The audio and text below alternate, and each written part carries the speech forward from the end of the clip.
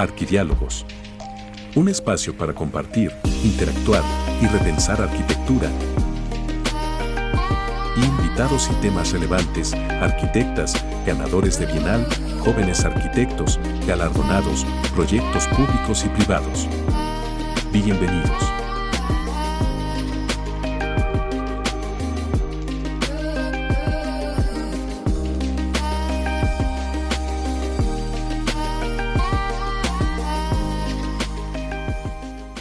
Mucho gusto el día de hoy recibirlos a todos ustedes y muy en especial recibir a los compañeros de Escobedo Solís.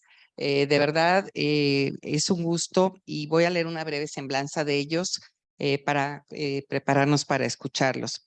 El estudio Escobedo Solís fue fundado en 2016 en la Ciudad de México por dos compañeros de clase, Pavel Escobedo, que nació en Tepic en 1988, y Andrés Solís, originario de la Ciudad de México, en 1990. Su práctica se basa en una continua exploración de materiales, estructuras y sistemas constructivos que se direccionan a encontrar soluciones para cada situación en particular. Es a partir de las especificaciones de cada proyecto que se define el acercamiento al diseño y construcción. El lenguaje arquitectónico se basa en una lectura sensible y en la interpretación de las características específicas de cada proyecto, tales como el sitio, el programa, los recursos humanos y materiales, los antecedentes socioculturales y la memoria. Hace con menos tiempo, recursos, impacto, se ha vuelto un factor constante en su trabajo, una manera de lograr un fuerte lenguaje tectónico y sensorial, adaptándose a los tiempos y presupuesto de sus clientes. Paralelamente a la práctica en el estudio, durante los últimos años, Pavel y Andrés han desarrollado la práctica académica en su alma mater, primero como asistentes y posteriormente en el año 2020 como maestros asignados en el taller de proyectos en la Facultad de Arquitectura de la UNAM, y en el año 2019 fueron invitados como profesores de la Universidad IUAB en Venecia. Su práctica ha sido reconocida por diversos premios, incluidos los Holcim Awards for Sustainable Architecture de 2014, The MoMA Young Architects Program el 2016, The Emerging Voices 2020 por el Architectural League of New York y el Fritz Hoeger Prize en el 2020. Su obra se ha expuesto en el Museo de Arte Moderno de Nueva York, el Museo Maxi en Roma y la 16ª Bienal de Arquitectura de Venecia y la Galería de Arquitectura Liga DF. Bienvenidos, de verdad es un gusto a los dos, a Pavel Escobedo y Andrés Solís. Pues adelante con su exposición. Muchas gracias.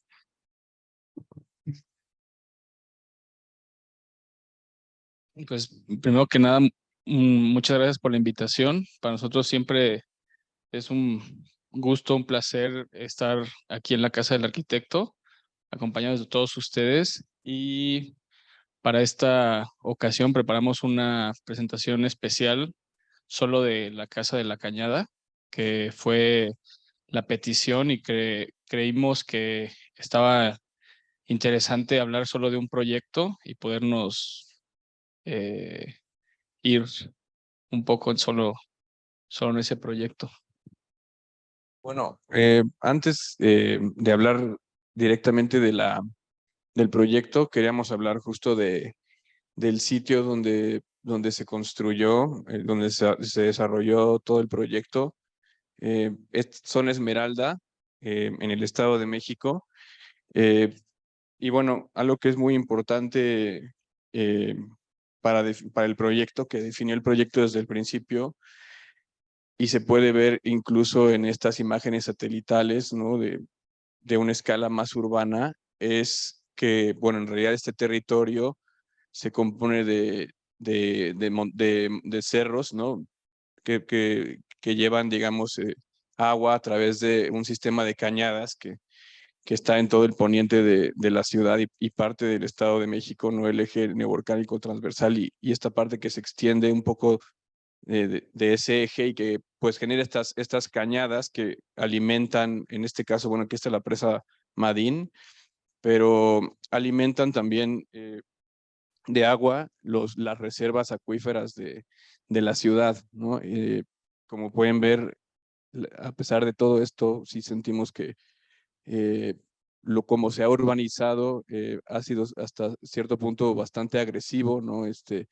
Se ha tratado de construir como hasta donde más te permitan de los bordes de las barrancas. Y bueno, esto creo que ha causado varios problemas de erosión de suelo, de poca absorción de las barrancas, también de que ha reducido la flora y fauna natural de estos pues, microclimas y estos ecosistemas que existen al poniente y norte del Valle de México.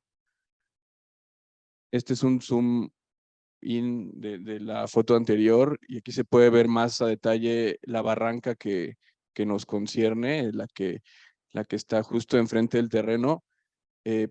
Este tipo de urbanizaciones son estos como clústeres, como condominios cerrados, ¿no? Que tienen muy poco acceso en realidad hacia la calle y casi todo es en coche.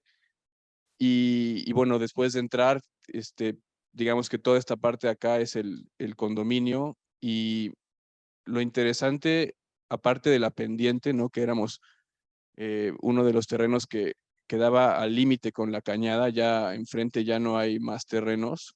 Eso era muy interesante y también las vistas, ¿no?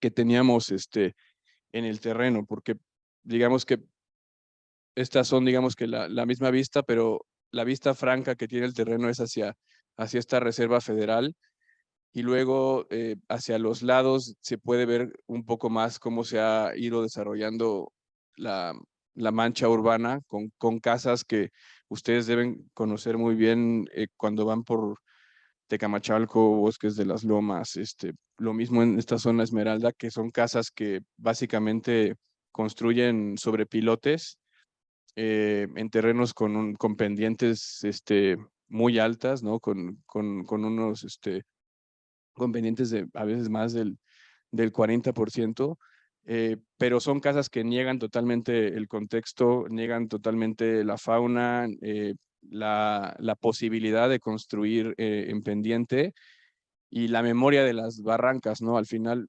este es un plano de conjunto y se puede ver cómo la lotificación de los terrenos era bastante, muy esbelta, son 12 metros de largo como por 45 de profundidad, 40, y digamos que pues no había una identidad urbana ni una cohesión entre el resto de los vecinos, ¿no? Y de repente había vecinos que se abrían hacia patios laterales y podía llegar a ser también demasiado como intrusivos hacia nuestro terreno y un poco esa pendiente, las vistas y el ancho de los terrenos y las mismas colindancias nos generó, digamos que desde que fuimos al sitio con el cliente, la idea de poder respetar lo más posible el terreno, o sea que desde el punto de vista de eficiencia a la hora de construir la casa, hacer una la mancha de la cimentación, digamos el footprint de la cimentación son solo 100 metros cuadrados para una casa de 400 metros cuadrados. Entonces, estábamos usando creo que solamente el 10% del área del terreno y todo lo demás, la idea era dejarlo lo más permeable posible para que pudiera absorber agua, el terreno, los mantos acuíferos, un poquito, tal vez una casa no hace la diferencia, pero era tal vez como una hipótesis nuestra hacia construir en este tipo de terrenos con pendiente, ¿no?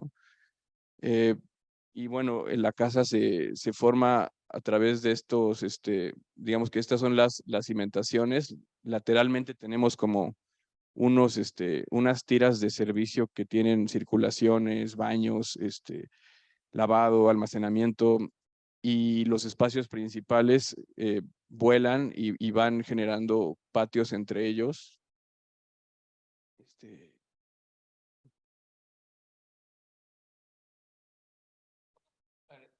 Nosotros en el proceso de diseño siempre trabajamos con maquetas y dibujos como de una manera muy conservadora, tradicional, desde cualquier proyecto. O sea, siempre hacemos maquetas, planos para entender la topografía, y esta fue, digamos, la maqueta del terreno. Y lo que es muy interesante que no se veía, digamos, en las fotos, es que es una casa que está como en una cañada que tiene aquí y luego tiende a subir, ¿no? La cañada viene, el riachuelo pasa por aquí, y entonces teníamos esta topografía. Y cuando fuimos al terreno en las fotos anteriores, algo que fue como muy importante de ese momento para nosotros era como la conciencia del terreno de esa cañada que teníamos que mantener y no destruir, no opacar con el proyecto, al revés, como tratar de potenciar esas vistas que pues aquí existen. Perdón que me regrese, pero aquí existe la vista como tal. Y en este partido lo que decidimos fue generar dos grandes muros dos bloques de servicios, que son estos. Desde el inicio, como pensamos en dos bloques, un poco para generar una experiencia de la casa siempre hacia el interior del predio, con dos grandes patios, jardines, y dos, que era otro punto muy importante del proyecto, sea lo que sea que hagan los vecinos, porque en esos contextos, pues la arquitectura del vecino siempre es muy agresiva con ponerte una ventana a 1 metro. Entonces dijimos, aquí vamos a poner unos muros, y sea lo que hagan los vecinos, pues siempre vamos a tener al interior como un oasis o una reserva de esa cañada.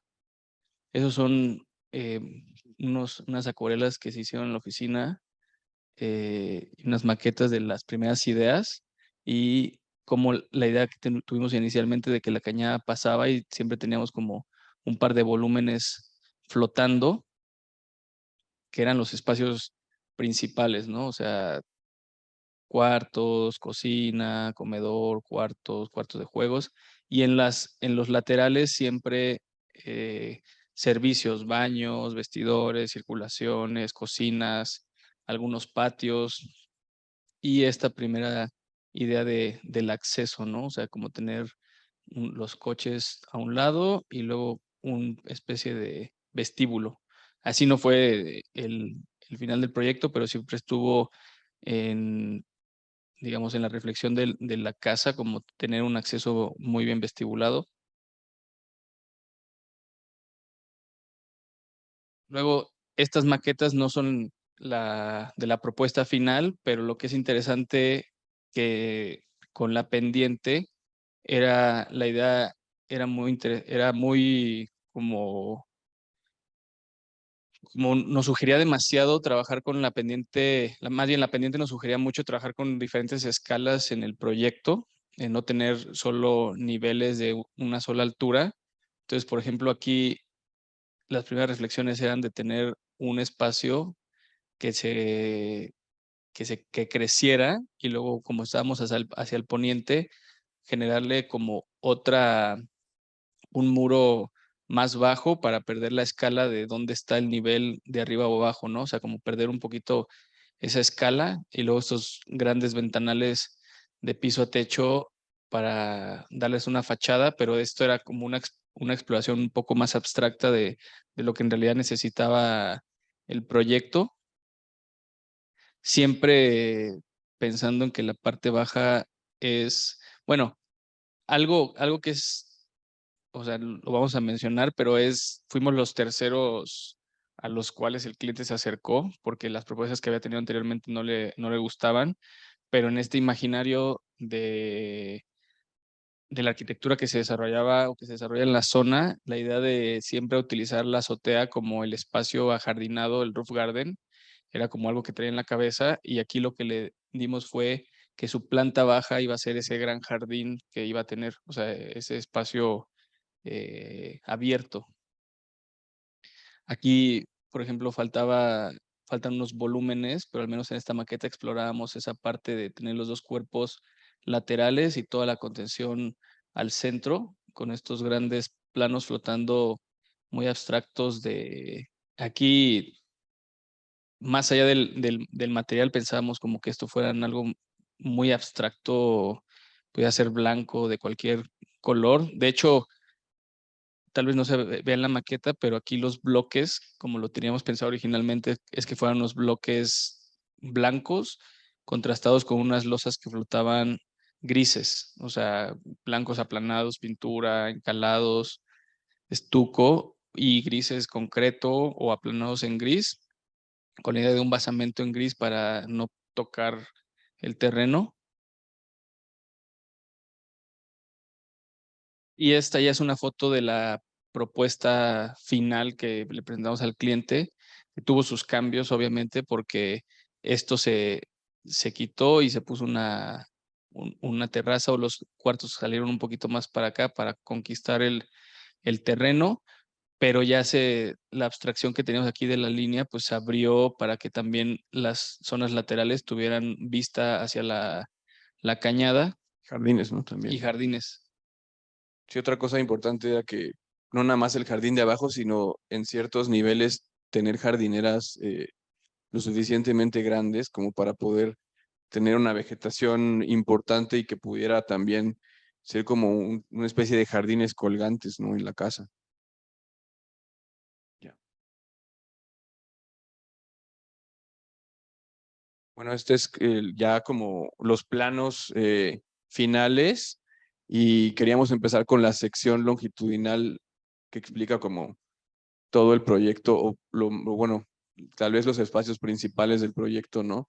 Y cómo esos dos volúmenes que están empotrados en los servicios no tienen la misma altura, ¿no? En la parte de arriba sí, porque son como cuartos y cuarto de juegos y cuarto de visitas. Todo el último nivel sí es de una misma altura, pero lo que pasa en la planta baja y en la planta, digamos, la planta baja real y la intermedia, ahí es donde el espacio público y digamos que el terreno empiezan a tener ciertas tensiones y ciertos desniveles que nos ayudan a generar escaleras para poder también movernos en los diferentes desniveles de una forma más natural, y también generan pues espacios como la sala comedor y la terraza con una altura de 4 metros, la cocina con una altura de 2,70, la terraza de aquí con una altura de 2,40. Entonces van generando también este tipo de relaciones visuales con el espacio de abajo y la planta superior. Son muy interesantes, y más bien los cuartos lo que hacen es, los cuartos principales pues ven hacia la barranca, y el cuarto de visitas y el cuarto de juegos ven hacia este jardín de acá, pero al centro tienen estos closets, muro closet, que abocina un poco también estas ventanas y permite que entre muy buena ventilación cruzada, pero que mate un poco también el rayo de sol directo. Sí, el ruido de espacio de abajo, ¿no? Que si aquí la familia tiene una fiesta, los cuartos siempre tienen como una protección del ruido. Y algo muy interesante que surgió ya ahí, o sea que al menos en la maqueta, en los planos existía, pero no existía esa conciencia de la escala de la planta baja, es que aquí tienes una altura de 2,40, pero luego por acá tienes una altura también como de 3,50, y luego aquí tienes un patio de 11 metros. Entonces eso ya en la planta baja te genera como una experiencia muy, muy interesante. O sea, vivir como todo este recorrido del exterior dentro de tu casa es muy interesante. Y en este corte también se explica muy bien esa relación del vestíbulo que en las primeras ideas de las maquetas teníamos.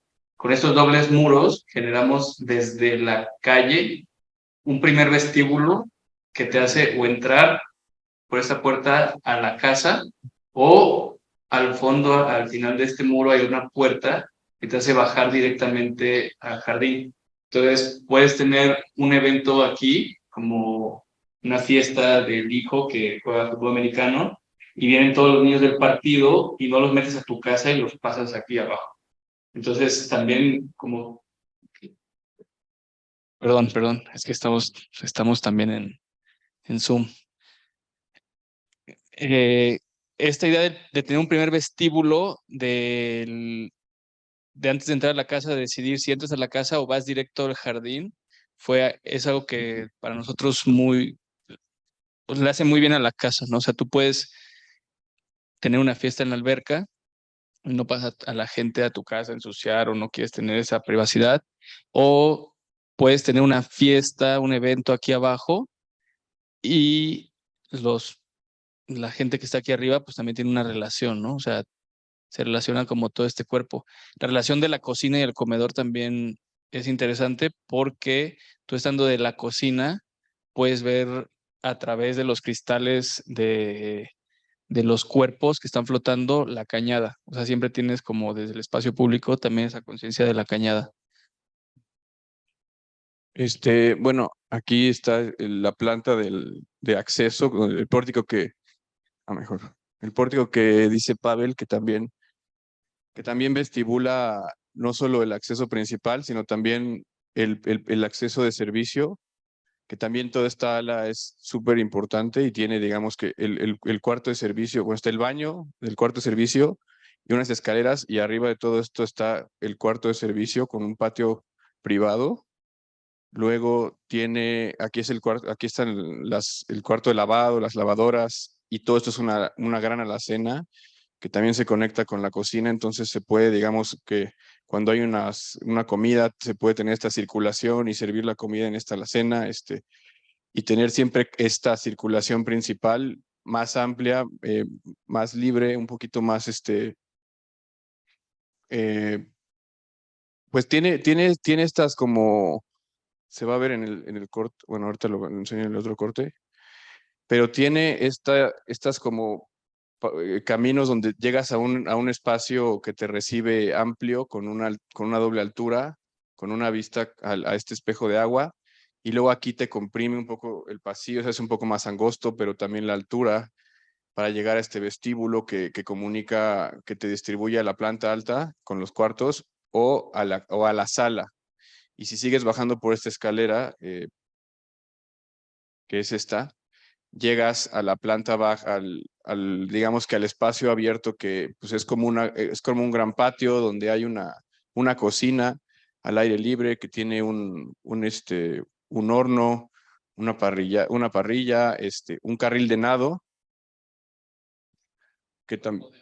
cuerpo de agua que es súper interesante cuando es el atardecer, los reflejos de agua que genera en todo el interior.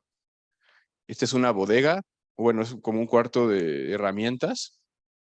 Todo esto de aquí es el cuarto de máquinas, este es el tanque de tormentas, y aquí hay una serie de bombas, filtros, y boilers para calentar tanto el agua de la alberca como los baños y el resto de la casa. Este espacio es interesante porque es como un medio nivel donde hay una cava que está como medio enterrada en el terreno, y digamos que es interesante, también funcional, ¿no? Para los vinos que esté en este lugar. Y por último,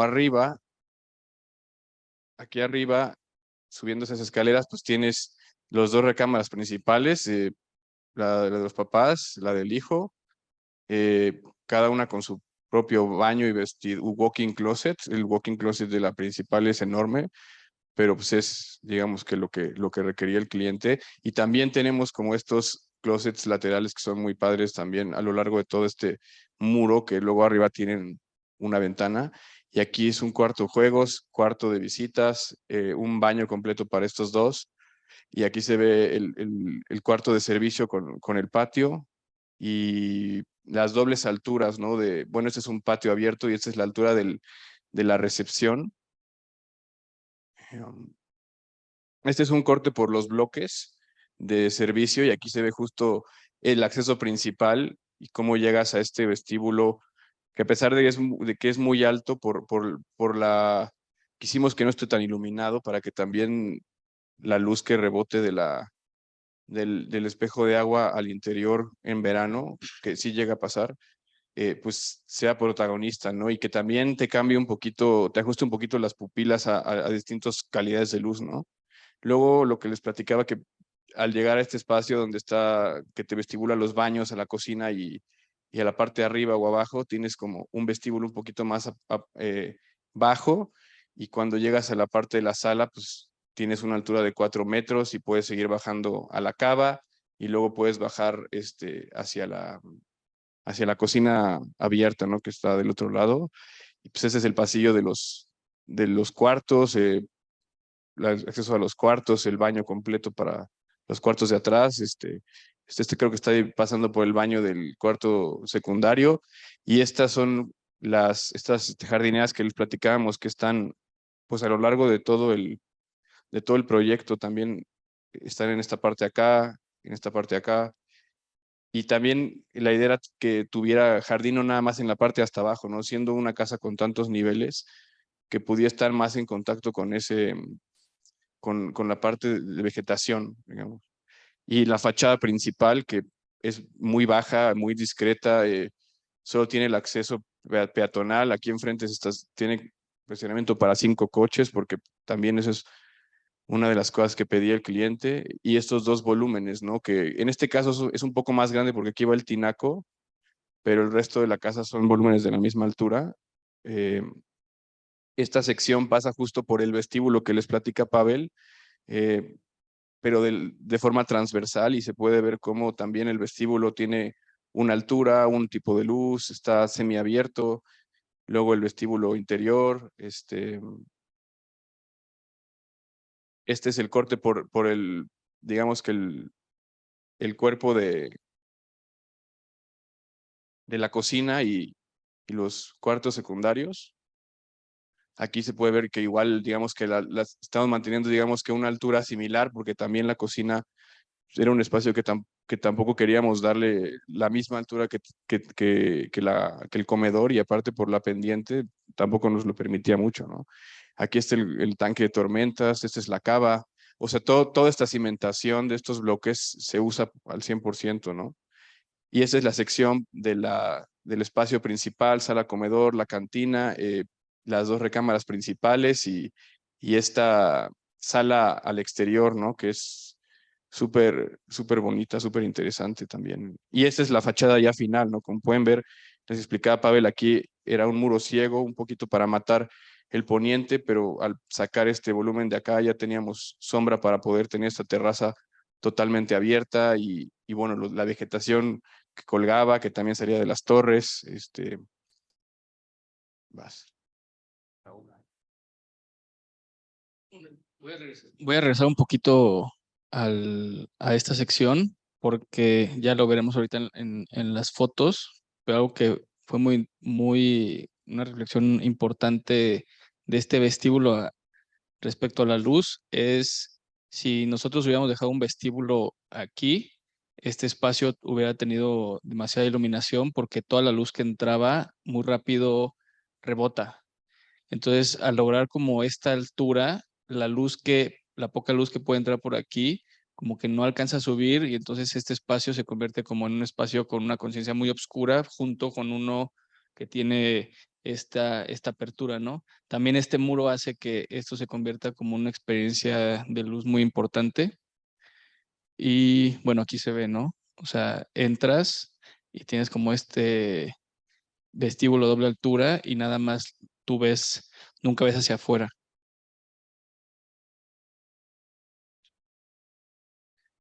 Procesos de obra. No tenemos fotos de antes, ¿no? Pero algo que en la presentación al inicio decían de los sistemas constructivos y todo, como que muchas veces estamos muy encasillados a tener una búsqueda sobre los sistemas constructivos aparentes, y en esta casa tuvimos una reflexión que creo que fue más espacial que matérica, aunque al final sí hay una materia que lo envuelve todo, que es el concreto y los aplanados. Aquí, por ejemplo, la solución más económica para este claro que es alrededor de 7 metros, era una vigueta pretensada y una vigueta de poliestireno, y también respondía a las peticiones del usuario que quería demasiadas conexiones. Entonces tener eso así nos solucionó la vida domótica, y también la luz nos solucionó tener plafones bastante sencillos. Al principio como que no queríamos, pero pues al final es algo que sucede, y esta foto pues, lo evidencia que lo importante, ya lo decía Legorreta, de el lujo de la arquitectura es el espacio, ¿no? No el material caro o barato o exótico, es el espacio que puedes lograr con la composición de la arquitectura. Otra vez los plafones, para después meter aquí toda la iluminación, eh, los sensores, todo. Que fue una estrategia, como dice Pavel, que tomamos desde el principio, por la complejidad que iba a ser hacer la cimentación, adaptar la casa a un terreno y a una pendiente pues totalmente natural. Y por otro lado también por los reglamentos del mismo condominio, que querían casas con aplanados claros, y la idea fue justo esta de no expresar ningún sistema constructivo, y más bien abstraer todo a un lenguaje volumétrico, ¿no? Como casi como Barragán, aunque Barragán tiene todavía más en las vigas de madera, las enseña, o sea, enseña un poco más sistemas constructivos. Aquí fue más bien abstraerlos todos, y nos ahorramos muchísimas broncas, ¿no? Porque a la hora de hacer la iluminación y de empezar a poner la instalación, pues de repente salieron un montón de cosas que no teníamos planeadas, que si hubiéramos colado la losa para lo que estaba planeado, pues hubieran salido parches, se hubiera visto mal, ¿no? Por ejemplo, bocinas en el techo que el cliente pidió después, y que por tener un plafón fue muy fácil poder adaptarlas, ¿no? Como que fue una estrategia que se tomó desde un principio para solucionar otras cosas más complejas, técnicas, como iba a ser la domótica, como iba a ser incluso la estructura. Y la importancia también del acompañamiento de la obra. Nosotros íbamos semanalmente, 1 o 2 veces por semana a lo largo de la obra, y durante el proyecto, ya durante el transcurso de la obra, se decidió que los bloques laterales no iban a ser blancos, sino que iban a ser grises, y que iban a ser aplanado de cemento, y los bloques que flotaban iban a ser blancos. Entonces, también tener una postura clara sobre lo que quieres puede hacer que el cliente te haga caso o no te haga caso, porque también el constructor, que es amigo nuestro, Rafael Carrillo, nos decía que cómo convencimos a este cliente de que su casa iba a ser gris, aplanada, ¿no? Entonces, también creo que es importante no tener prejuicios sobre los acabados o sobre las cosas en nuestra profesión, porque usar simplemente un concreto o un aplanado gris como un acabado final puede ser complejo a la hora de nosotros planteárnoslo, y más a la hora de planteárselo a un cliente y que lo acepte, ¿no?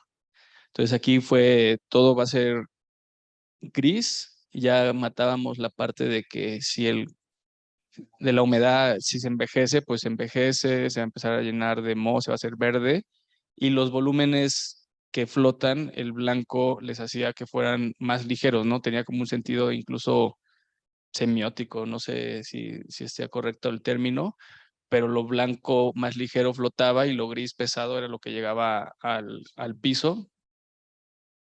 Y bueno, nunca te das cuenta, ni siquiera en el desarrollo de un proyecto, eh, en renders, en maqueta, en planos, de las sorpresas de la luz hasta que estás ahí, ¿no? Por ejemplo, estos recortes que se iban haciendo, ahorita lo vamos a ver, pero son muy interesantes. Por ejemplo, estas cartelas, el cliente nos las quería quitar, y para nosotros era súper importante tener como esta claridad de los dos ejes, pero ya en sitio también nos dimos cuenta que esto como exponiente te mata, te va cortando la luz. Entonces también estaba interesante que dentro de un solo espacio tuvieras como una gran terraza y 2 jardines, ¿no? Que también le sumaban experiencias al mismo lugar. No era el salón y la gran terraza, sino el salón, la terraza, el jardincito más íntimo. Y esta, digamos, es una foto tomada desde la cocina.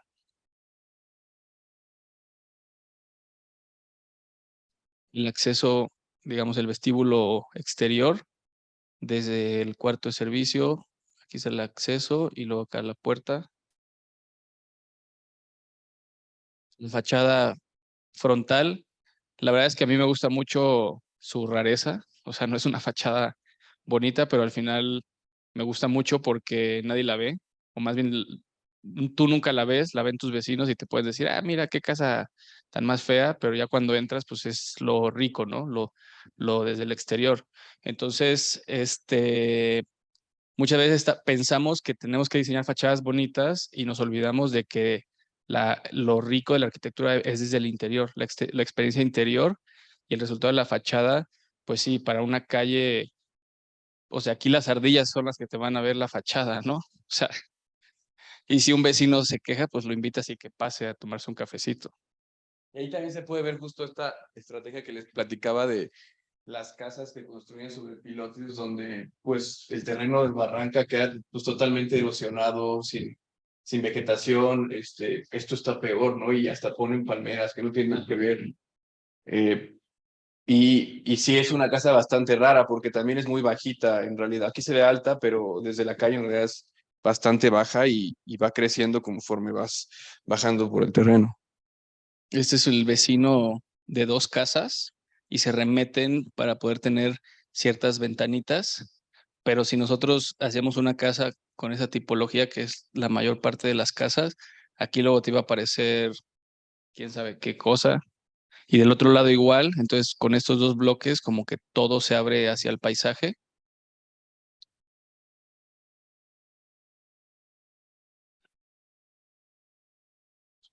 Bueno, este es el acceso principal, que todo se sintetizó en el gris del concreto, ya sea en pisos o aplanados, cemento, blanco, ay, perdón, el blanco de los volúmenes que flotan y las herrerías o metales en negro o en aluminio, ¿no? Es una casa muy, muy abstracta o muy sintética en su materialidad y espacialidad, y algo que a mí en lo personal me asombró de usar estos 2 colores es que de pronto el gris puede ser más claro que el blanco según la luz que obtenga, ¿no? O sea, no siempre el gris es más oscuro que el blanco en esta casa, porque todo depende de la luz que le den, ¿no? Aquí se ve el que es más oscuro,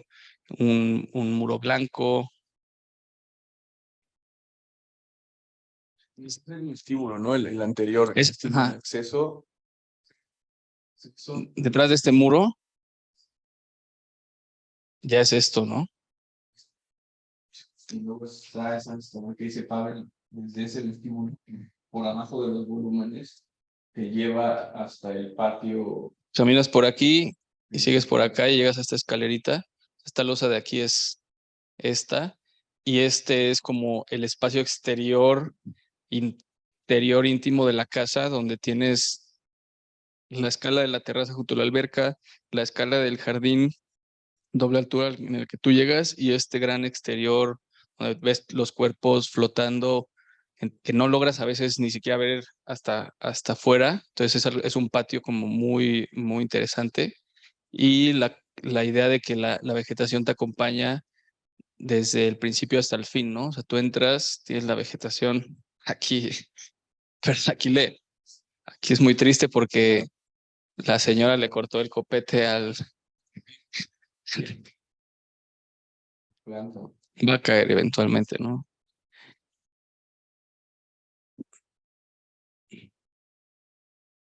Es ese espacio justo de la barranca, ¿no? Que pasa totalmente libre hasta el otro lado y los 2 volúmenes que se van escalonando con el terreno. Y bueno, también la idea a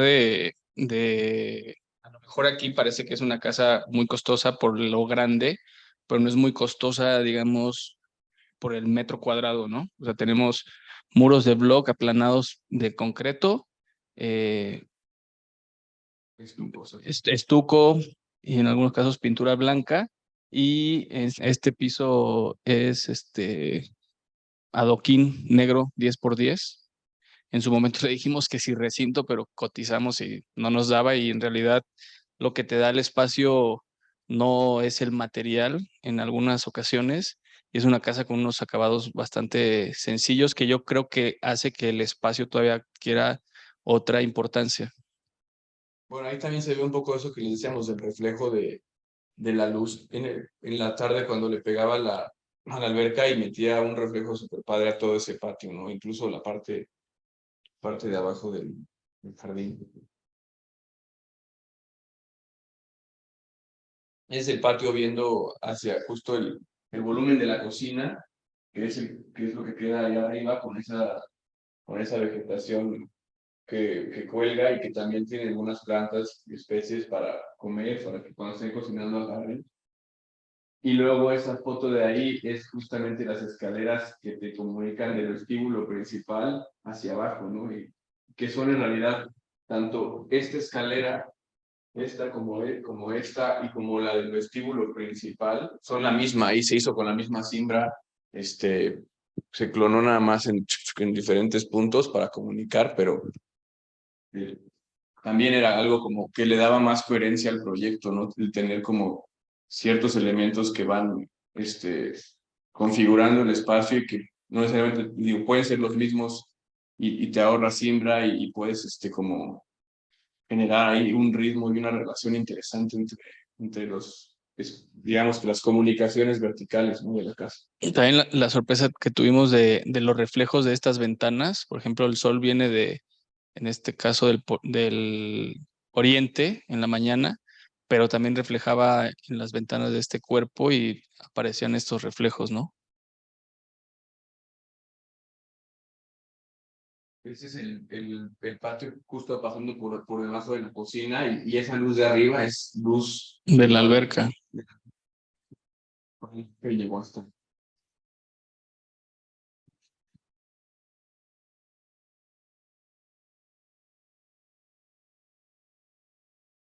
Y bueno, también cómo los colores y las texturas de los aplanados adquieren siempre como distintos tonos y distintos contrastes con la claridad del sol, ¿no? Y el color de la luz, ¿no?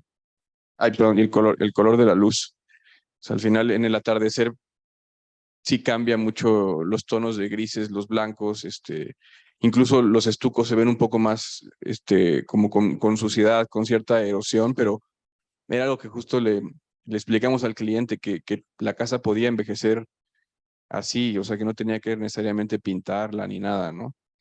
Un poco como Escarpa, que tiene también estos estucos que pues están muy cerca del mar, ¿no? En el Véneto y muy expuestos a la intemperie, a la sal, y se oscurecen, pero le dan una pátina súper súper bonita, ¿no? A los edificios.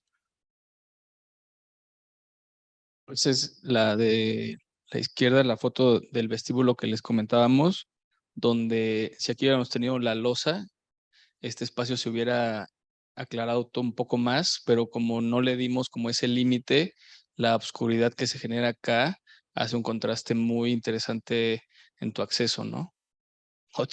Ayer publicamos promocionando la plática en Facebook esta foto, y una amiga, esta Martirene de Nueva York, nos dijo que, mira, es de Jaspic, y es una anécdota chistosa porque en realidad el paisajista de pronto llegó con estas macetas que están de moda, que son esas que están perforadas, y la verdad no me gustaron, y al final las apilamos al revés y logramos esta escultura.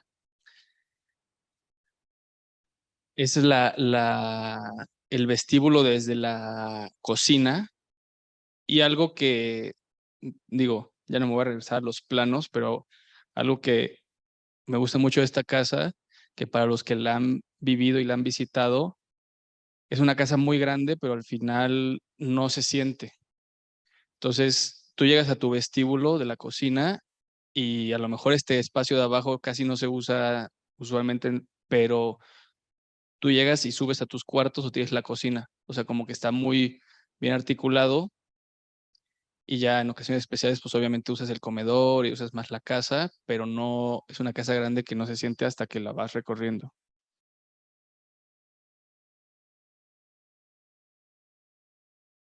Cocina, que digo, lo padre también es que los distintos tipos de luz, ¿no? Es un pasillo, no tiene la misma luz que la cocina. Aquí sí la luz era súper importante, tener una luz más neutral, más pareja.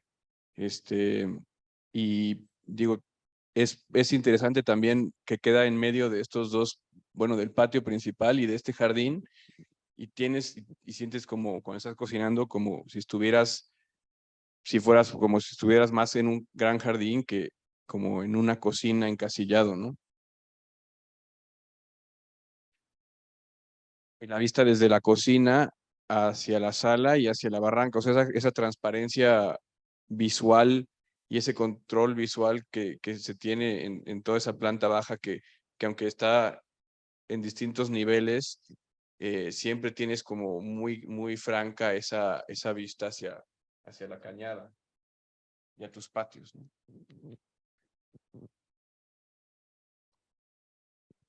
Fue también una experiencia muy enriquecedora porque el cliente siempre nos exigía o nos pedía que solucionáramos ciertas cosas y en este caso nos involucramos en la elección del mobiliario, de las cortinas, ver muestras, sistemas, cómo deberían de ser la cortina y la verdad es que también hay algo interesante en involucrarse en todos los momentos y en todas las decisiones, porque normalmente decimos, no, pues yo soy arquitecto, pero ya no soy ingeniero, pero ya no soy paisajista, pero ya no soy interiorista. Entonces, como que al final siento que la riqueza de un espacio arquitectónico es la conjunción de todos estos elementos, ir a acompañar a los clientes los sábados a Liverpool o a buscar ofertas, o sea, como que fue algo un poco chistoso.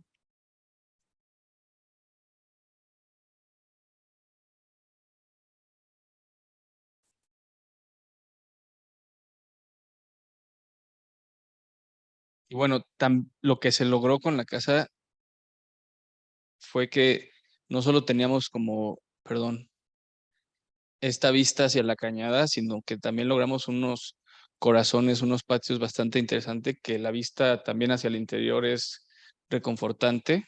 O sea, puedes tener cerrado la vista hacia la cañada y tienes como la vista hacia tu cocina, con esos jardines. Por acá el pasillo principal de vestibulación y acá el de servicios a la alacena o a la cocina, ¿no? Por acá es el servicio de la cocina más directo al comedor. El pasillo de arriba, el cuarto secundario, el principal.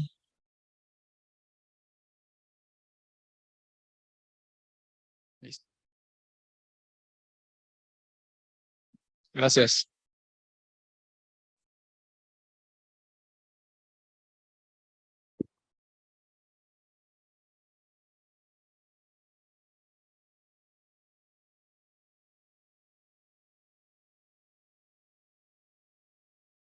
Muchas gracias de verdad por la exposición y muy interesante el proyecto. Creo que va a haber muchas preguntas.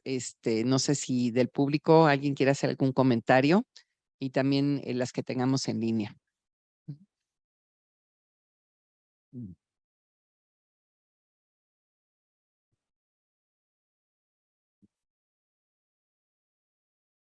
Buenas.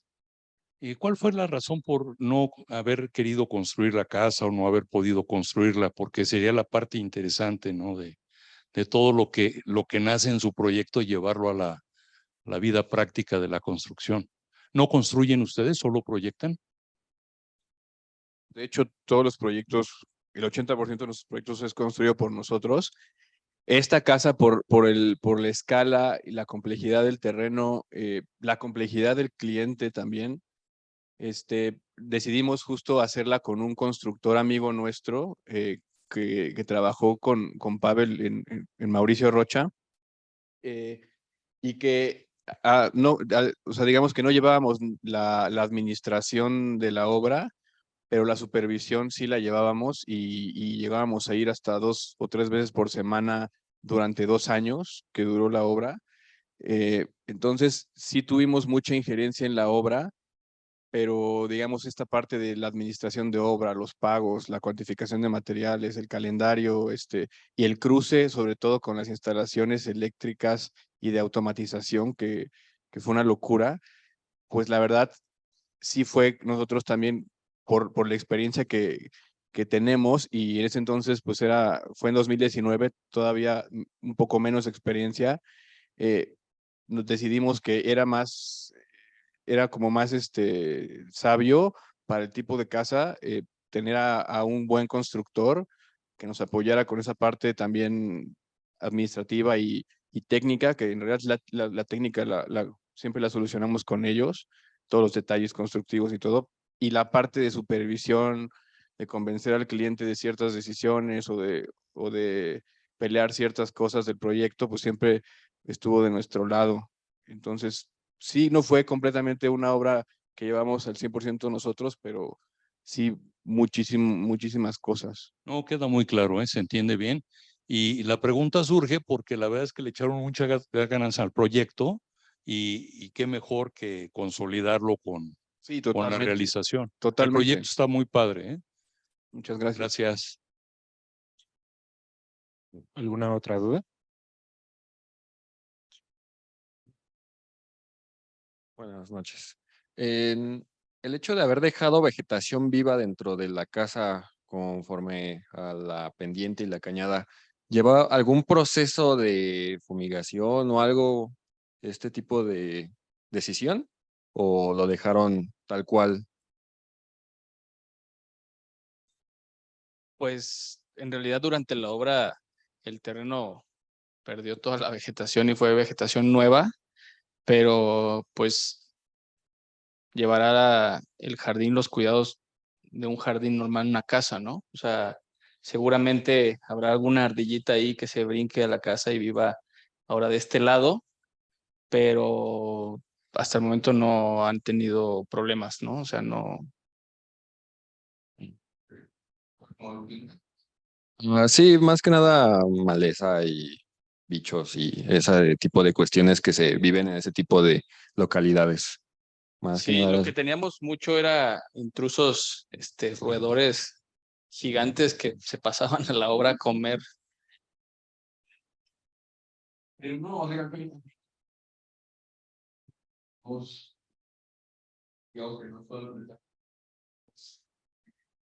por temporadas, en lo que son más de todo el año. Pues sí, seguro albergan cierta fauna, pero no, ahora no ha habido broncas. ¿Alguna otra duda del público presente?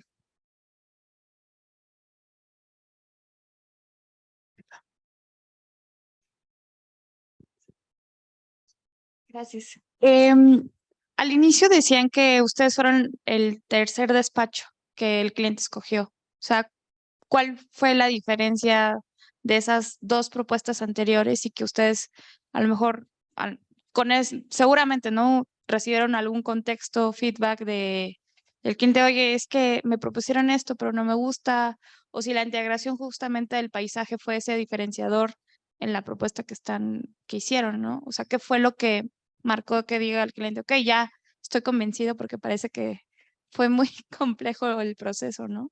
O sea, y nos lo dijo el cliente, que por lo cual le gustó trabajar con nosotros. O sea, seguramente si la propuesta conceptual no le hubiera gustado, nos hubiera votado y se hubiera ido con alguien más.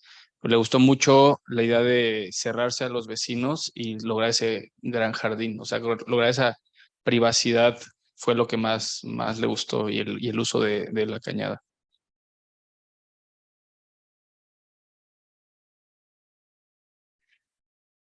¿Alguna otra duda, chicos?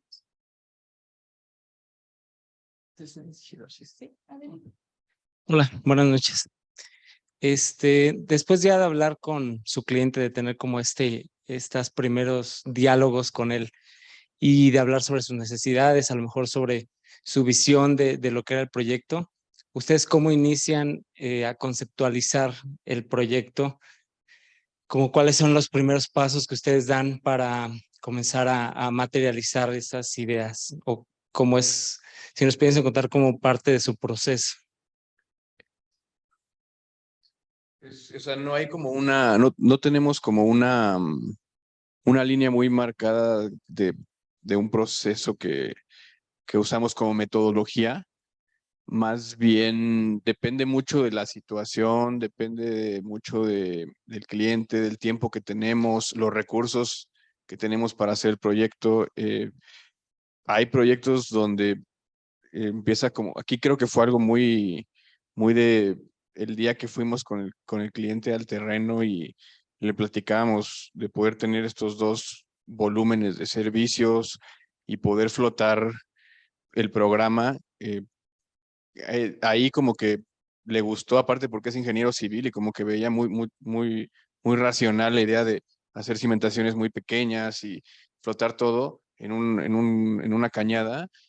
Y de ahí fue un trabajo muy largo de ir trabajando con la distribución del programa y luego de repente variaban las dimensiones, de repente sentían los cuartos muy pequeños y se tenían que, digamos, ajustar un poco más los tamaños, pero como era muy sencillo la idea constructiva de cómo se iba a hacer la casa y cómo se iba a desenvolver, como que también se pudieron absorber todos esos cambios que hubo durante el proyecto y hasta durante la obra, ¿no?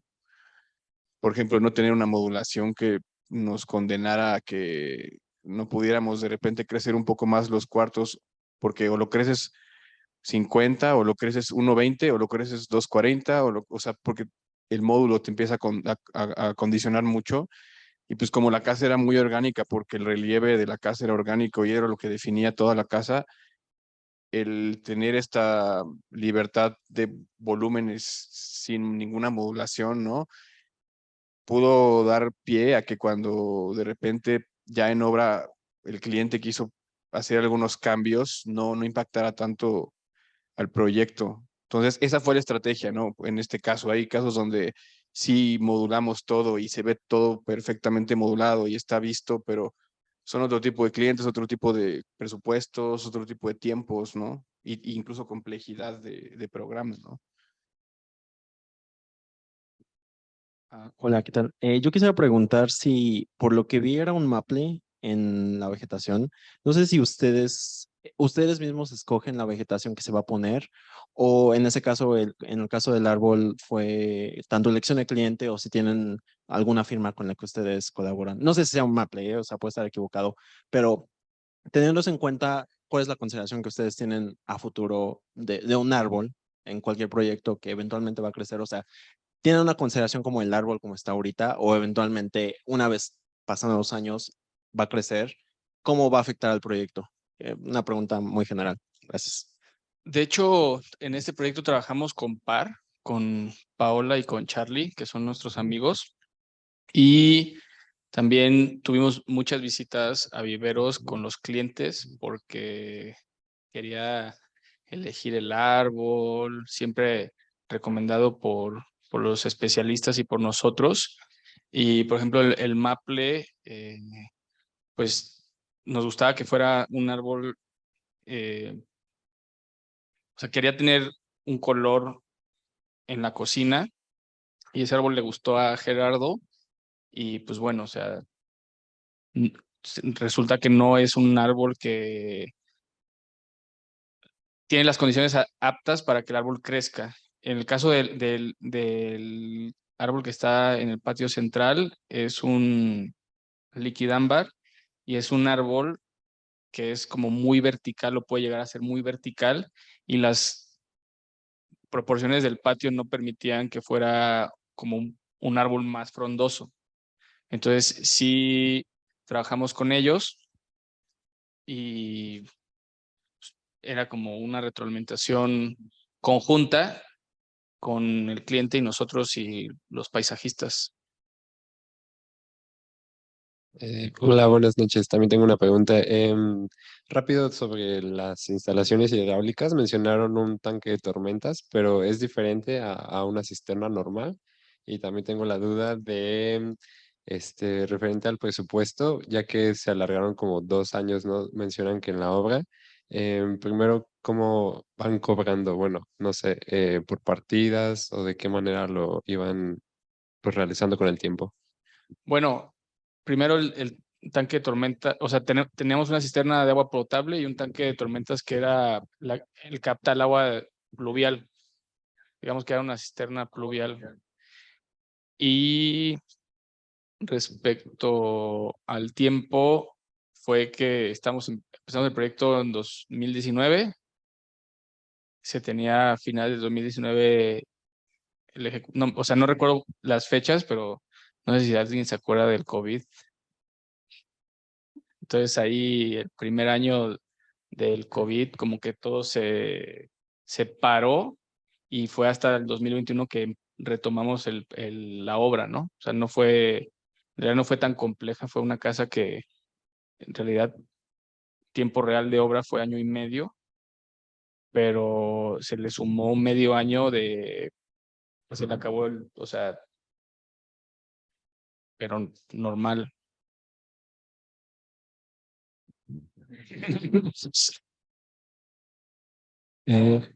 Bueno, la supervisión cobrábamos mensualmente un salario mensual durante toda la obra. Ese fue el trato que íbamos a tener la supervisión del proyecto y se iba a pagar un salario mensual de tanto dinero o sea, y la duración era pues hasta que durara la obra, ¿no?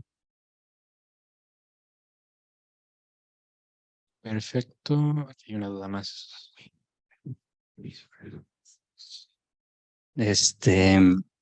Yo quería hacer una pregunta con respecto a la toma de decisiones.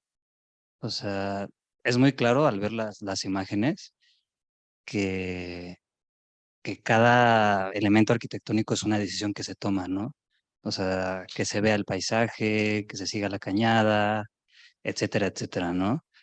Pero justo, ¿cómo le hacen entre ustedes dos para lidiar quizás como con el miedo de estar tomando una decisión que no es adecuada? O porque, por ejemplo, tenemos un claro ahí muy largo, ¿no? Entonces, claramente hay una decisión de continuar con la cañada y ese es el objetivo, ¿no? Pero de repente cuando se enfrentan pues a la parte técnica de tener un claro de 9, 10 metros, o sea, ¿de qué manera empiezan entre ustedes entender que sí es la decisión correcta? O sea, no sé, se echan como que porras entre ustedes o como de venga, sí lo estamos haciendo bien. O sea, es más que nada como que entender eso, ¿no? O sea, porque ahorita que ya es la obra final, es muy claro ver el camino recorrido y dices, ok, o sea, fue un camino pues que ya se hizo, pero cuando están frente a este sendero, pues obviamente se van yendo a la derecha, a la izquierda, atrás, etcétera, etcétera. Entonces va más que nada encaminado a eso, o sea, de qué manera empiezan a gestionar, a tomar todo ese tipo de decisiones que los lleva finalmente a esta obra realizada.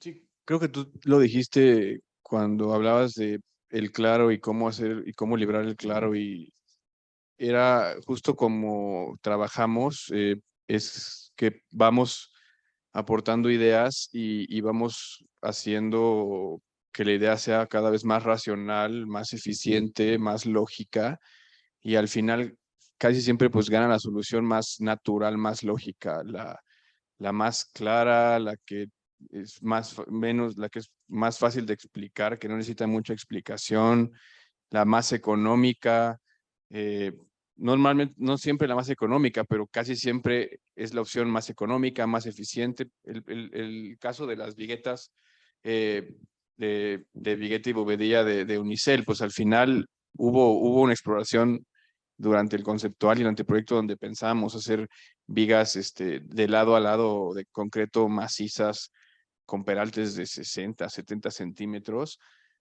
luego incluso 2 vigas principales con vigas en otro sentido.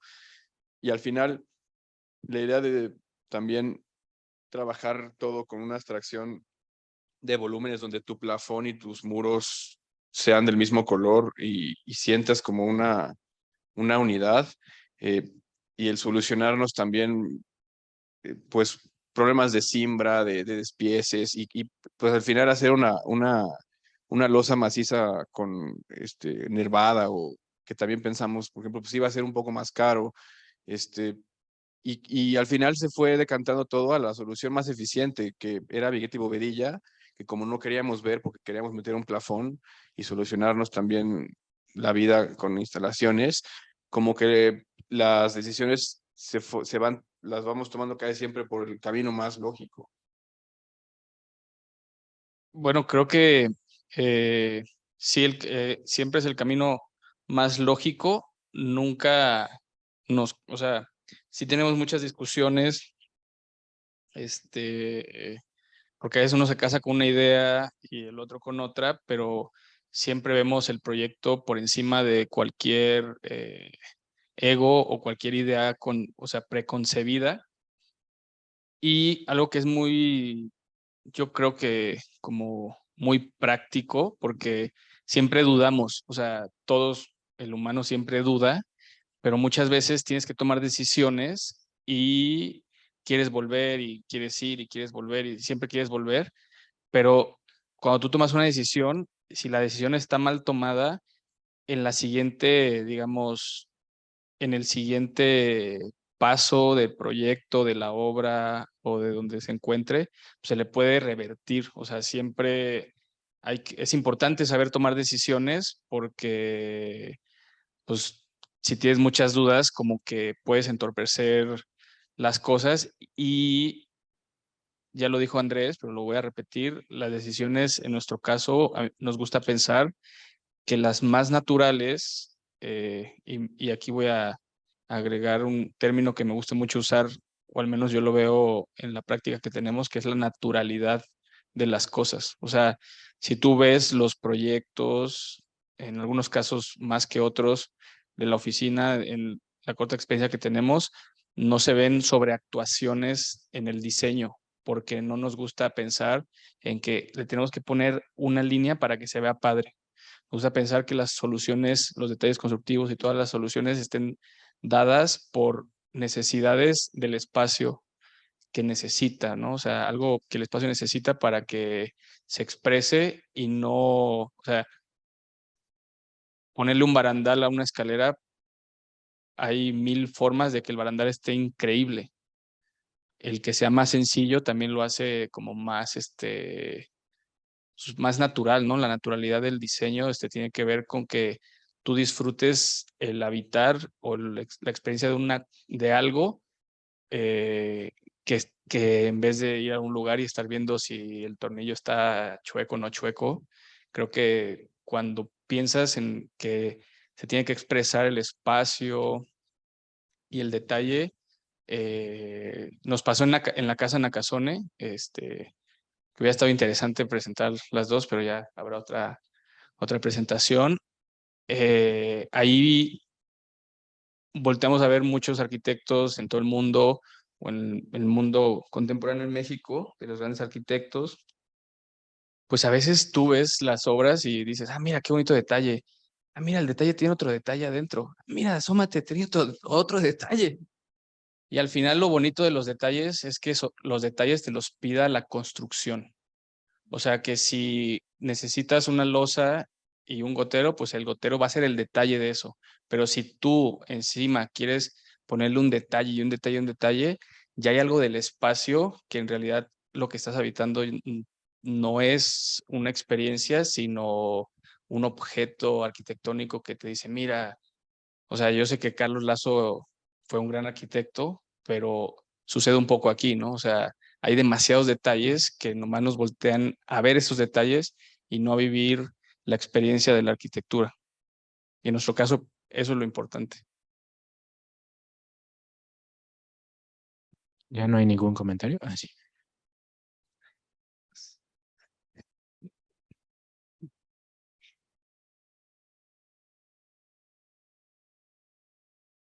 Es más un comentario que una pregunta.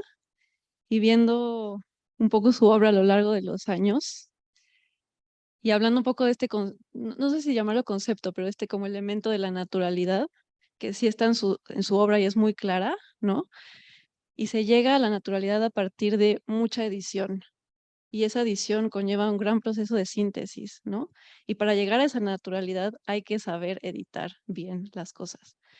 Y creo que en esta casa, hablando de estas ideas de síntesis, de naturalidad, también me llega a la cabeza una idea de la tensión, ¿no? Y de la tensión de estos grandes bloques que tensionan el terreno y que tensionan la barranca, y luego los otros que flotan, que se tensionan, digamos, geográficamente y territorialmente con la misma vegetación, pero también hay una tensión física y una visual, ¿no?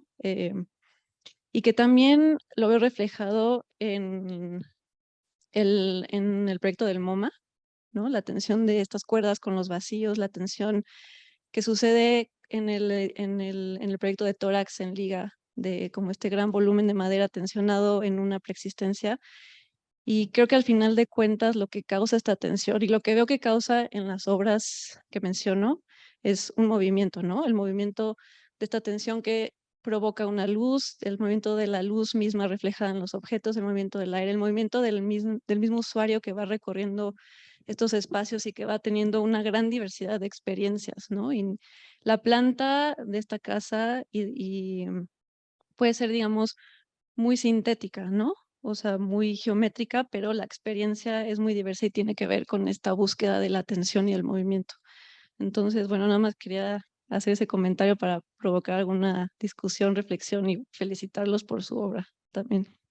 Pues gracias. No lo habíamos pensado así, pero sí es cierto eso que dices de esas tensiones que a veces existen en nuestros proyectos que de muy distintas maneras, ¿no? No es la misma, no son los mismos elementos con los que hacemos el PS1 o la intervención de liga, pero sí existe esa tensión que también, como dices, cobra más sentido cuando se recorre y se experimenta toda la casa, ¿no? Como si fuera un libro, un cuento.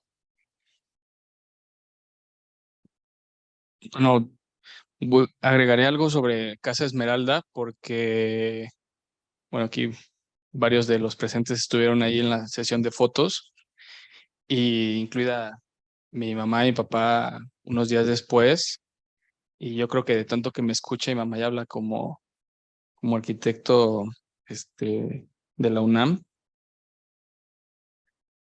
Y es bonito que alguien que no tiene como esa preparación, estoy hablando de mi madre, visitando esta casa, después me haya dicho que haya sentido demasiadas experiencias en un dibujo, o más bien la representación de esas experiencias en el dibujo es muy sencillo, ¿no? Como una planta con 2 bloques y el corte.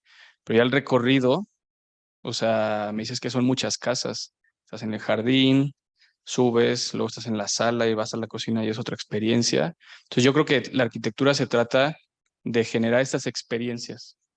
O sea, hay arquitecturas tan abstractas pero su experiencia es una. Entonces al final, pues está padre, ¿no? Pero hay arquitecturas que son muy sintéticas en su concepción, y aunque sean pequeñas o grandes, las experiencias son muchas. Yo creo que cuando logramos crear muchas experiencias es cuando en realidad le estás haciendo al cliente cobrar lo que pagó, ¿no? O sea, más bien valer lo que pagó, porque pues, muchas veces la gente puede pagar mucho por algo, pero no te da nada. Cuando tú realmente tienes experiencias de la arquitectura, y ahorita hablo de dinero, ¿no? Pero en realidad la experiencia en la arquitectura para mí es lo más importante, ¿no? Y la experiencia te la puede dar la atención de los espacios, la luz, un pasillo infinito con diferentes experiencias de luz, la escala, y lo más importante es nunca olvidarnos para qué son las obras que hacemos, ¿no? Porque podemos hacer una casa tan abstracta que el cliente entre a su cocina y no sepa usarla porque pues es más como algo perfecto, ¿no? Y bueno, o sea, la experiencia, ¿no?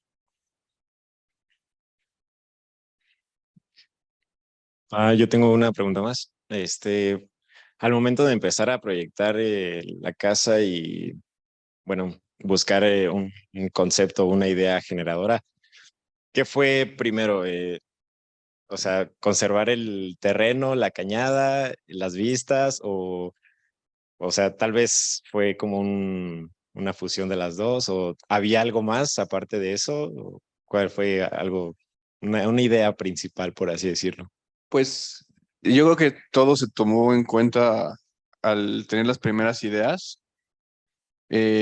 Lo que sí es, por ejemplo, esta casa, y no se ve en la presentación porque no había, no queríamos meter tantos dibujos, pero de ese croquis, primer croquis de sección a la sección terminada, hubo 80, o sea, dibujar, esa casa se resolvió en sección y la planta la trabajamos después, aunque también fue muy compleja resolverla y abstraerla en esos volúmenes. Siempre trabajamos la casa, siempre la estábamos trabajando en sección, porque justo pues el terreno y el tipo de casa que queríamos hacer tan relacionada y tan tensionada con el terreno, pues se tenía que siempre ver en corte, ¿no? Hay proyectos que donde la topografía es más plana y tal vez el programa es algo más homogéneo, como, no sé, unas escuelas y tal vez no trabajábamos tanto en corte como esta casa, que sí se trabajó muchísimo en corte. Y en corte, pues se puede ver la pendiente, se pueden ver las distintas alturas, se puede también entender las vistas, las escalas, o sea, todo eso como que cuando lo pasas a un dibujo arquitectónico, planta, corte, axonométrico o maquetas, ¿no? Lo entiendes todo de golpe y pues ahí haces los ajustes. Otra cosa que en la oficina tenemos, y yo creo que es una práctica constante entre los que estamos aquí, es buscar referencias o proyectos similares. Y hay uno de Javier Senosiain, de sus primeras obras, antes de que se volviera así orgánico formal, donde tiene una casa igual en la Cañada y hace una pirámide invertida roja muy interesante con dos muros y esa experiencia de abajo como que revisamos esa obra de nuevo y Bueno, él es un ejemplo y Agustín Hernández son dos arquitectos que muchas de su obra de casas privadas las hicieron, bueno, Kalach también, ¿no? Pero creo que Agustín Hernández y Senosian con esa casa de la pirámide invertida fueron dos arquitectos que rompieron, o sea, que sí hicieron realmente casas contemporáneas y modernas entendiendo los terrenos de las barrancas, ¿no? Que yo creo que eso es, si más arquitectos entendieran la importancia de las barrancas, de su vegetación, del valor que tienen, del valor hídrico que tienen y también del control climático para la ciudad, y todas estas casas de Tecamachalco, Bosques de las Lomas, pudieran adaptarse más al contexto natural, permitiendo que la fauna natural y la barranca no desaparezca, el poniente de la ciudad sería otro. Y yo creo incluso que por ejemplo, el pueblo de Santa Fe y los pueblos que se asientan por observatorio y todos los que están en esas laderas, entienden muchísimo más la pendiente que las casas de millonarios que como tienen el recurso pueden pues pasarse por el arco del triunfo la pendiente, ¿no? Y negar la pendiente y negar la vegetación. Y creo que también esta parte de ser más lógico, pues te obliga a trabajar con el terreno que tienes y no gastar muchísimo, tal vez el 40, el 50% del valor de la casa en una cimentación y en un espacio de abajo que nunca se usa, solo por querer tener tu mansión con un jardín plano, palmeras, ¿sabes? Como que...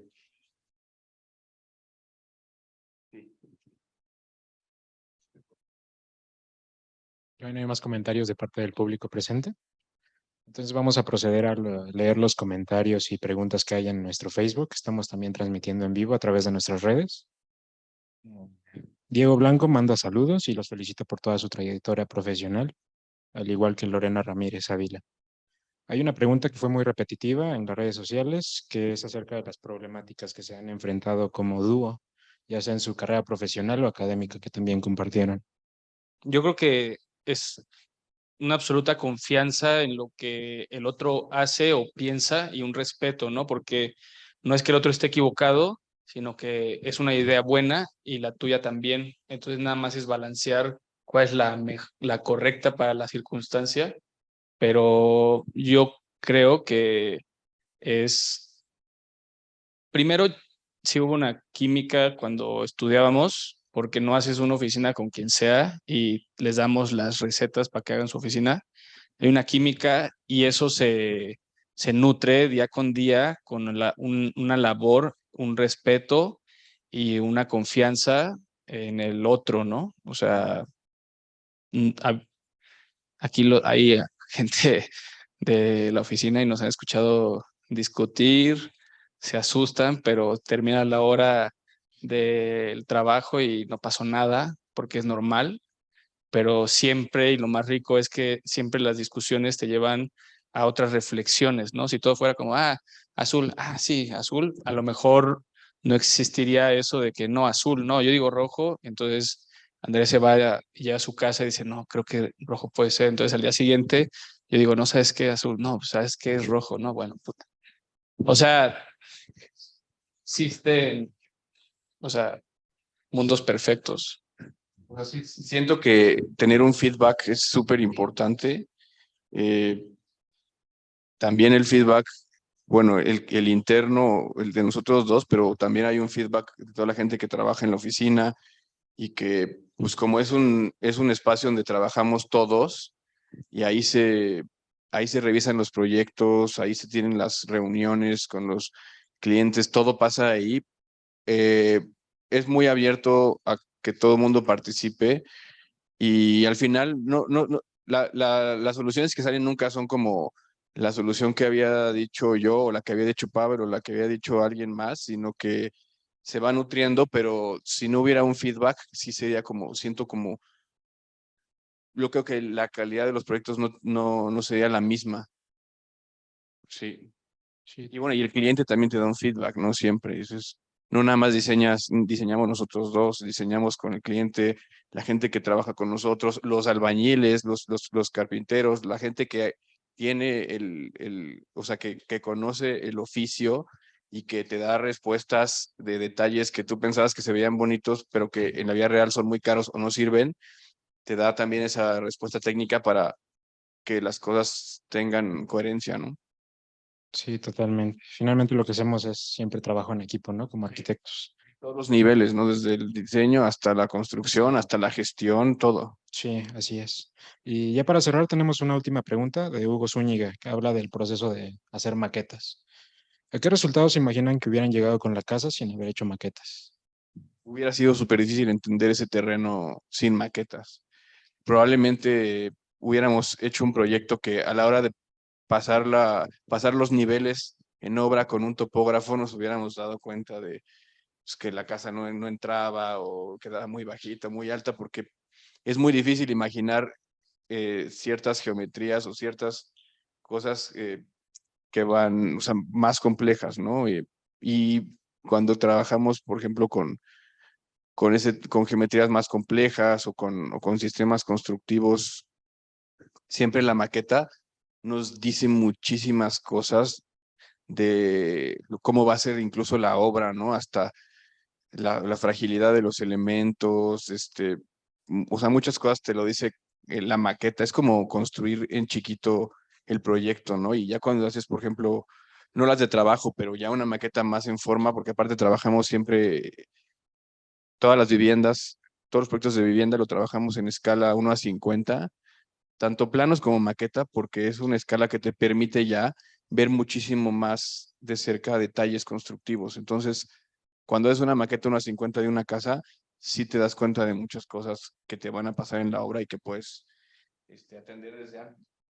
Y agregaría que la maqueta, ajá, justo, o sea, en la maqueta tú experimentas la luz real, porque a mí cada vez menos me gustan los renders, porque el render es para saber que lo que tú estás pensando es correcto, luego no te gusta y le mueves ahí la luz hasta que, mira, la imagen que quería, obviamente excelente. Y en la maqueta tú sí puedes tener una experimentación real con la luz, porque las proporciones de los vanos, de los macizos, son las mismas que afuera, ¿no? Entonces la luz no te la da real, no te la da un render porque tú le estás moviendo. En cambio, una maqueta sí puedes llegar a tener esa experiencia de la luz y cuando la ves en la maqueta dices, cabrón, o sea, si quiero, o sea, aquí o por acá. En cambio, en un render dices, mira qué padre. Ahora, no, por acá. Oye, muévela ahí. Ya está la ventana. Y la maqueta no, la maqueta es es una caja de experimentación de luz, por un lado, y por otro, la maqueta vista como un croquis. No es, voy a hacer la maqueta y ya tengo el diseño y no sé qué, no. Hagamos la maqueta para experimentar las soluciones desde el principio y si te equivocas, pues volvemos a hacer otra maqueta. Exacto, o sea, a esa le recortas y todo y luego ya está toda destruida y la tiras y haces otra, pero no, las maquetas, o sea, justo es un campo de experimentación 3D, que hay como una obra en chiquito, donde tú le puedes meter el cuchillo y abrir otra ventana, o si ya no te gustó esa ventana, la tapas y lo abres otra ventana y dices, mira, esta es la luz que quiero en este espacio, ¿no? O sea, para eso lo usamos las maquetas. Pues muchísimas gracias a todos los presentes, incluidos a Pavel y Andrés. A continuación, para dar término a este diálogo, la vicepresidenta del Colegio de Arquitectos, la arquitecta Adriana Valdés Krieg, le va a hacer entrega de un par de diplomas a Andrés. Pues muchas gracias, de verdad. Los felicito por el proyecto, excelente. Y bueno, pues hemos seguido su obra y gracias de verdad por compartir esta noche.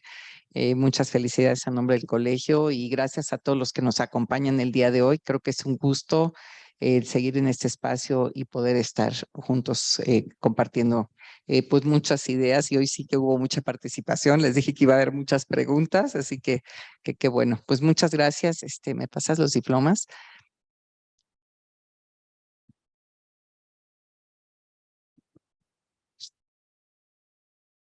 Pavel Escobedo Amaral, el Colegio de Arquitectos de la Ciudad de México, Sociedad de Arquitectos Mexicanos, otorgan el presente reconocimiento al arquitecto Pavel Escobedo Amaral por el de arquidiálogo con el tema Casa de la Cañada. Muchas gracias y gracias por acompañarnos. Andrés, gracias. Bueno, pues tenemos otro reconocimiento. Para Andrés Solís Paz, el Colegio de Arquitectos de la Ciudad de México, la Sociedad de Arquitectos Mexicanos otorgan el presente reconocimiento por el arquidiálogo con el tema Casa de la Cañada. Muchas felicidades, Andrés.